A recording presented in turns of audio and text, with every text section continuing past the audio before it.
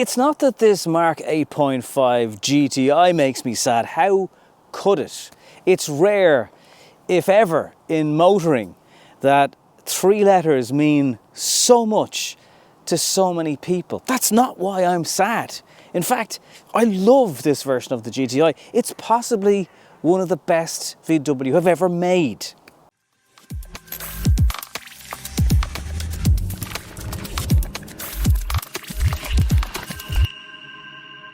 And I say that from the heart. I've owned three of these in real life. And who could have thought when the first one of these rolled off the production line in 1976 that the Golf would survive to be 50 and the GTI would be still today one of the most lusted after hot hatches of all time. None of that is in question. I don't have an issue that VW have lit up the badge on the front. I don't have an issue with these alloys that do look a bit Alfa Romeo, but are also meant to be a bit of a throwback to the Montreal wheels of the Mark 5. I like that they put GTI on the side, and I love that you still know it's a Golf and a GTI, even though the temptation, I'm sure, to change it and radically change the Golf was there. In fact, if you want to talk about radically changing things, you can look at Volkswagen's ID range, their fully electric range, which isn't exactly working out as they intended. And that, my friends, or fellow knobheads, as someone told me I should call subscribers on this channel, let me know if you like that idea, is what brings me to the crux of the point.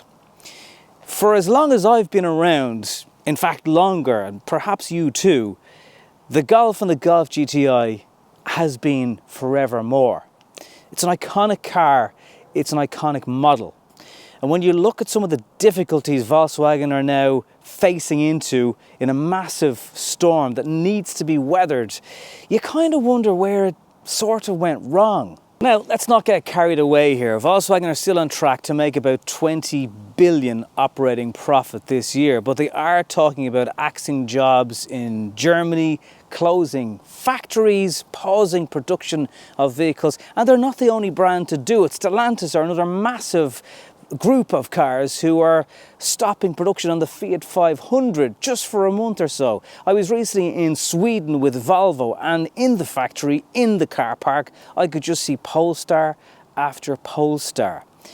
The big revolution to electric seems to be stalling, or at least is ahead of its time. And as a self-confessed petrol head, I make no apologies about that. I love cars, they're a passion of mine. That's why I set up this YouTube channel. It's hard to swallow that electrification is threatening the end of cars like this. And that's what makes me sad. The in-gear acceleration is violent. If you hammer the accelerator, you're shoved into the back of your seat. There is a big loud thud. Now you can manipulate the gear shifts with the paddles, but the main thing I'd change about the interior of this car is that little micro penis gear shifter that's there. For me, the thing that this car is missing, and particularly this could be the last petrol only version GTI we see. Don't be too surprised if the next version is at least a plug-in hybrid, and there's the ID2 GTI also on the horizon. But this thing should have a manual 6-speed gear shifter, and I can't understand why Volkswagen didn't leave it in for one last hurrah. I cannot tell you how excited I was, 21 years of age, financed up to the eyeballs to collect my brand new Mark IV Golf GTI. I wanted one since I was a kid. And then the whole experience wasn't quite as GTI maybe as it should have been. So I gave the brand a second chance and I bought a Mark V, and then I bought another one because they were just so good and totally standard but still well spec'd, were €35,000 for a brand new GTI. And that's great and all, Nobby, but that was nearly 20 years ago. You're right, it was. And this car is now borderline €60,000 for really not a drastic change. Yes, the inside is nicer than the Mark V, and I'm focusing on the Mark V just for now because everyone loved the Mark 7 and the 7.5, and the 8 when it came out a couple of years ago was a little bit lukewarm. So Volkswagen in the Mark 8.5 have had to get things right. Gotta be honest with you though, it is my humble opinion that they have got this GTI so right. And that's another thing that is so frustrating when you see the issues that Volkswagen have had with software, because cars are no longer things with an engine and some wheels and a brake and a steering wheel. And you look back at this and you go, they can still really make brilliant cars. It's absolutely not before time, but Volkswagen have tweaked some of the software in this latest version of the GTI and some of the other models like the new Tiguan and stuff, and so far so good. It seems to be behaving itself a lot better. That's one of the main problems that Volkswagen are dealing with right now, relatively fresh after Dieselgate. Along comes software issues. My parents have a Volkswagen ID3 and it's had nothing but software problems. I almost even feel sorry for dealers, because in the past they could open the bonnet, take a look at your car and try and figure out what's wrong with it. Now they're waiting for a software update from another country, from a factory who are trying to solve a load of issues and not just fix the issue that the customer might have. Again, maybe Volkswagen should have just stuck to what they knew. But then you could say, well, they couldn't, because there was so much pressure coming from the EU in particular in terms of electrification. And that is probably also at the root of our issue. Back to this GTI, the seats are comfortable. There's no over-the-top GTI stuff going on. There is a central bezel here that you can flick and have GTI staring back at you at all times. There's the usual safety aids. One thing that is most welcome, two things actually, the slider is illuminated and physical buttons returning to the Golf steering wheel. And to be fair to Volkswagen, they are a company who have listened to the backlash from people about these buttons, about the slider, and done something about it. Other brands might have just said, tough. Here is something that I don't understand, and I know the designer Andy Mint sometimes watches videos of the Golfs, especially the GTIs. So there's an analog looking trip counter in the digital display, and it's half turning. And that makes me go, that's brilliant. But then it doesn't actually keep on rotating. And if it did, somehow working with a digital instrument setup, I think that would have been absolutely genius. A lot of facelifts can be just that, but actually they've upped the power to 262 brake horsepower now in the GTI. It's a little over 6 seconds to 60.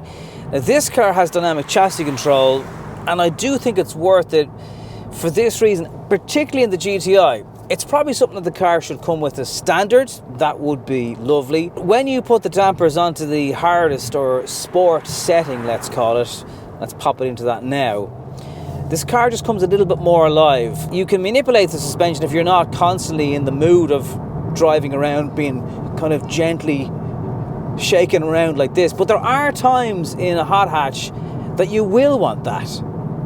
And in the past, that's perhaps an area that the GTI just wasn't quite as good as some of its competitors. I remember driving the Civic Type R, the RS Trophy from Renault and the Megane, and they had that extra edge. And now, the fact that you can get it on the Golf, albeit again, should be something that comes as standard, it does transform this type of car. I hope you heard that pop and bang on the back of the car there. Again, in the past, that was something that was maybe reserved for the club sport. And things like the Ford Fiesta ST that wasn't even €30,000 a few years ago did all that stuff out of the box. And that's where the GTI perhaps has sometimes suffered the accusation of being a little bit soft, because it tries to be a lot of different cars to different people, and that is still the case. But that extra noise, it's a lovely little layer when you're in the mood. And again, I suppose that's the other side of the GTI. You're not always going to be in the mood, and it can tone itself down and kind of behave like a normal Golf if you wanted to. If it's wet, you'll get a little bit of wheel hop. The wheels will spin. It's kind of been a trait of GTI, certainly from the Mark 5 up, because the power just increased so much. That said, there is quite a lot of grip, and you'll feel the wheels struggling to cling on for dear life, but they will just about do it. Obviously there's a Golf R if you want that ultimate level of grip, but that car is now touching on €90,000, and for most people that's just €1 or two too far. The brakes are very, very impressive, as I've tested a couple of times today, and accelerate hard, not quite out of a corner, and you will find the nose trying its best not to shoot too wide. And it does have that lovely raw edge sound depending on what way you're driving it. Now, fuel economy, I've been looking at about 10 litres per 100 kilometres, which is still better than the Golf R. But someone else over the more longer term life of this car with 5,000 kilometres on it has been able to achieve an average between all of us of 8.5 litres per 100 kilometres. And that is actually pretty good.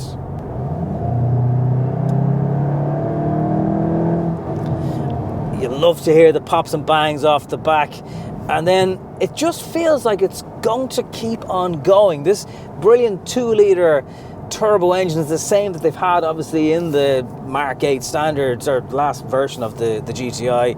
It also will go into things like the Skoda Superb, the 265 brake horsepower version that unfortunately we're not getting in Ireland. And that's another thing, cars like this are getting more limited, and your options for getting something like this, they're not as good as they once were. You just can't help yourself but have fun in a car like this. And that's kind of the whole point.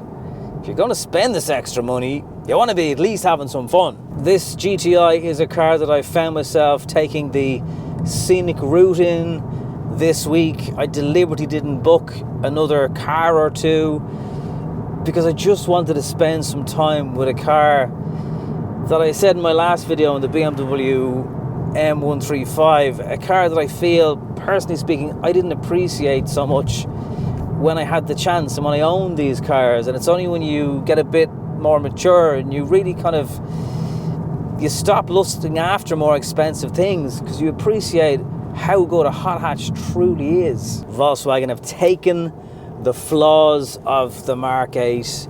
Not that I ever thought it was a truly poor GTI, it wasn't. There was just a little niggly software bits, the steering wheel, maybe down a little bit on power, that gave reason to criticise. And now in the Mark 8.5, it has effectively erased all those reasons. And we're on borrowed time, I feel, when it comes to cars like this. I've no doubt that Volkswagen will weather the storm that's ahead with all the complications, but you got to feel sorry for the factory floor staff, the people that work at ground level in this massive company that have nothing to do with management decisions and decisions to rush software, and they're at the coalface of it all. And as usual, it's that kind of worker that might suffer the most. Whatever lies ahead for this huge company, I hope somehow, somewhere, there is still room for a GTI into the future. If you were in any doubt then from watching this video so far, I think it goes without saying, I absolutely love the Golf GTI, and I probably always will. It sure ain't cheap anymore. It's got nearly 3 times the power, double at least the weight, and half the time to 60 miles an hour as that Mark 1 did all those years ago. So it has evolved quite a bit from the original blueprint of what the GTI was supposed to be all about.